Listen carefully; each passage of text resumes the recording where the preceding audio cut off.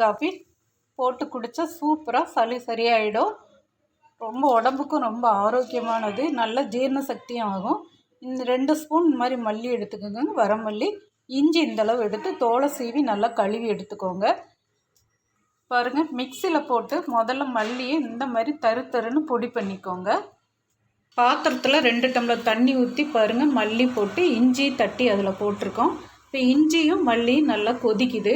ஒரு 2 நிமிஷம்லேருந்து ஒரு 5 நிமிஷம் வரைக்கும் கொதிக்க விட்டிங்கன்னா அந்த எசன்ஸ் எல்லாம் இறங்கிரும். அதுக்கு பின்னாடி நீங்கள் கருப்பட்டி, அப்படி இல்லைன்னா கரும் சர்க்கரை, அஸ்கா சர்க்கரை போட வேண்டாம், போட்டு குடிங்க. சூப்பராக காய்ச்சலும் சரியாயிடும், சளியும் சரியாயிடும். நன்றி, வணக்கம். இது மறக்காமல் ஃப்ரெண்ட்ஸுங்களுக்கு ஷேர் பண்ணுங்கள். இப்போ குளிர் காற்று அடிக்க ஆரம்பிச்சிருச்சு. நீங்கள் பால் ஊற்றி காஃபி டீ குடிக்கிறதுக்கு இந்த மாதிரி குடிச்சிங்கன்னா சளியும் பிடிக்காது.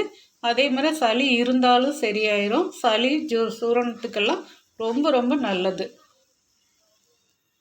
மறக்காமல் சப்ஸ்கிரைப் பண்ணுங்கள், ஃப்ரெண்டுகளுக்கு ஷேர் பண்ணுங்கள். ஈஸியான இஞ்சி மல்லி காஃபி தான் இது. தேங்க்யூ.